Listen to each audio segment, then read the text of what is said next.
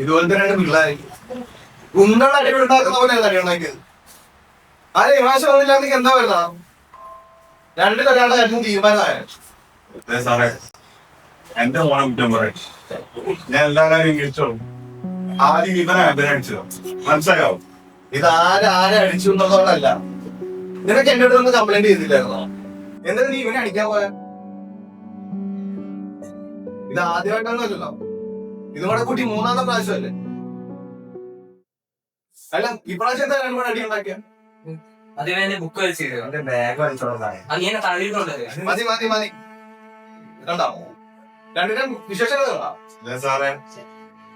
അപ്പോഴത്തെ പോലെ ഇപ്പോ നോക്ക്, ഇവന്റെ മുഖത്ത് പ്രഭുദേവില്ലേ ഇല്ലേ, കാണില്ലേ?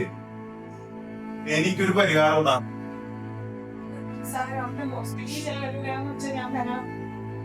നിങ്ങളുടെ സാമ്പത്തിക അവസ്ഥയൊക്കെ എനിക്കറിയാം.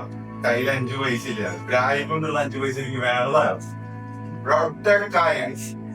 ഇവന്റെ ഡീസി അത് ഇവിടെ മനസ്സിലായോ? അത് സാറിന് ചെയ്യാൻ പറ്റില്ലെങ്കിൽ ബുദ്ധിമുട്ടാണെങ്കിൽ ഞാൻ എന്റെ വഴി നോക്കാം. ഇത് ആദ്യമായിട്ടൊന്നുമല്ല, നന്നായിട്ട് പഠിക്കുന്നോട്ട് മാത്രം കാര്യമില്ല, അത്യാവശ്യം ഇവരെ കൂടെ വേണം. സാറേ, ഞാൻ ഒരുപാട് കഷ്ടപ്പെട്ട ഇവനെ വളർത്തുന്നത്. അതൊക്കെ ഇങ്ങനെ ഒരു പഠിപ്പിച്ചൊരു നിലയ്ക്ക് എത്തിക്കാൻ വേണ്ടിയാ സാറേ. അതുകൊണ്ട് ഒരു ചാൻസ് കൊടുക്ക സാറേ, പ്ലീസ്. വളർത്തുമ്പോ കൊഞ്ചി വളർത്തിയിട്ട് കാര്യമില്ല, 2 അടി കൊടുത്ത് വളർത്താം. അല്ലെങ്കിൽ നാട്ടുകാരായ ഞങ്ങൾക്കൊക്കെ പണി. മനസ്സിലായോ?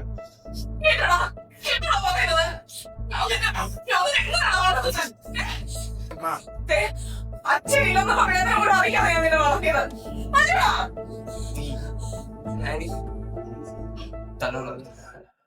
തെറ്റായ ഭാഗത്തല്ല, ഞാനാണ് എന്റെ അച്ഛനെ വിളിച്ചത്.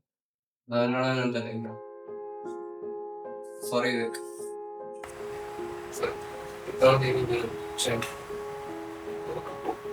രണ്ടിനോടും കൂടെ ഒരു കാര്യം പറയാം.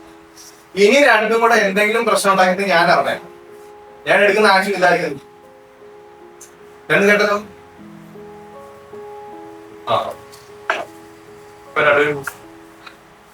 എന്താ രണ്ടും കൂടെ അങ്ങോട്ട്